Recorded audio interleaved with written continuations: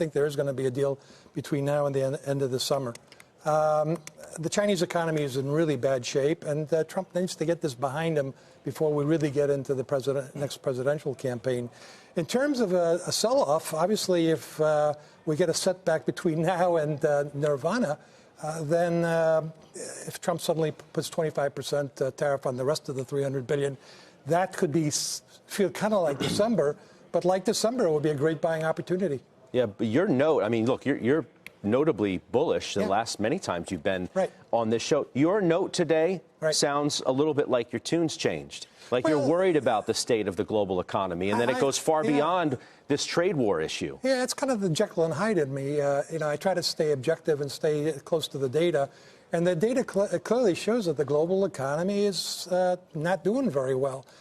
China's got its issues, a lot of homegrown problems related to demographics and too much debt. The Europeans have their issues with demographics, and they also have some political issues.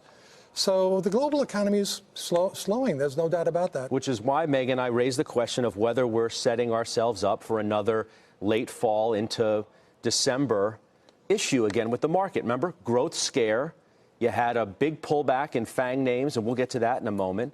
But the market looks eerily similar in certain regards to the way it did after we hit those new highs last October. Well, I would say that the pullback we saw in December was very steep and very sharp by historical measures. So we are not calling for that type of a pullback. But I do think that there's been a fundamental shift in the direction of trade talks, and we think that they are going to last much longer than we had originally expected. I think there's been a breakdown in the relationship between them. The Chinese are not really serious about making structural changes, and the Trump administration is going to have a hard time selling any agreement that doesn't have teeth. So we moved to neutral equities immediately after those that formal announcement on the higher tariffs on $200 billion. And I think that there is a little bit of complacency in the market about the impact that this could have on the consumer. So just two quick data points.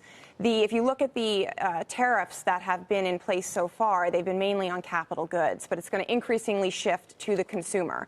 And if we do go to those tariffs on $300 billion worth of imports from China, they're going to be 70% consumer goods. And then we also know from in terms of comparing to the tax cuts, I think this is a really interesting point too, the Joint Committee on Taxation estimates that the 2019 benefit from the tax cuts is about $260 billion. If we go to tariffing all Chinese goods, as well as the auto tariffs, that's on the order of about $200 billion. So we were effectively wiping out potentially 3/4 of that tax. All right, so, Rob, durables today were weak. That's April, which Leisman was on the network not that long ago saying if you think April was ugly, wait until you get to May, because it's likely to be a follow-on of that. Goldman cuts their Q2 tracking estimate to 1.3 from 1.5. J.P. Morgan cuts to 1%. Where does that leave us when we try and think of what that means for stocks? You got to think about the economy different than the stock market. And yes, they rhyme over time, but I'm going to agree with everybody here. I think Meghan's right in saying that a deal takes longer. There is going to be an economic impact if that happens. You know, recessions happen for two reasons. One is excess builds up, and two is a policy error.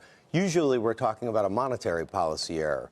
If these tariffs persist too long, it could be a policy error of a different sort that could tip us over the edge. I think the risk of that has gone up. And so when you talk about positioning, Josh mentioned it.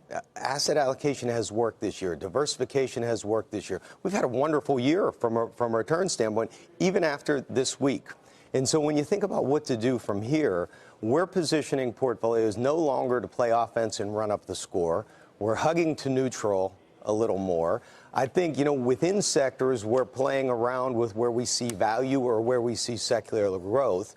So secular growth in kind of communication services is an area we like. So let me ask you this. But let me stop yesterday we bought. Let me stop you here. Yep. You said we've had a fabulous year. Nobody's going to argue with 13% on the S&P. But if I told you we're going to do nothing between now and the end of the year, would you be satisfied? Would you consider that a great year? No, but I think there are things you can do to have return outside the S&P. We just bought some EM yesterday on the weaknesses that we've seen for the month. We view it as a tactical move. Okay, so we've done that. 3-4 weeks ago, we got long duration assets. That has helped us. So making these tactical moves within a slow growth environment, you can still do well. I think, though, you got to build that everybody's boat's going to go up and down with what's happening economically in the markets. You just got to build a better boat. And I think doing that is through proper decisions along the way. So what are you doing with your portfolio, Shannon Saccocia?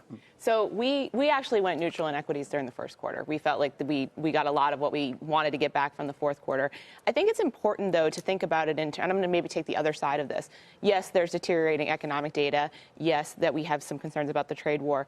The reality is, with the Fed in the positioning that they're in now, however, aren't we going back to an environment where there's little alternative to some of the returns that we're looking to deliver from a yield perspective to our clients? And so I think that when we see these fits and starts happen in the market, we've seen it over the course of the last couple of months where we get these nice runs over 3 to 4 days in the equity market. It's because investors are looking at their diversified portfolio and looking at what they can garner out of those different asset classes, and they're disappointed, to your point, with the outlook for the second half of the year in what they can get with low volatility assets. So that's the argument that we're trying to make, that we continue to diversify into that. But I think you're going to continue to see investors seeking that yield, and it's a concern for me from an investor perspective that they're reaching a little bit too much.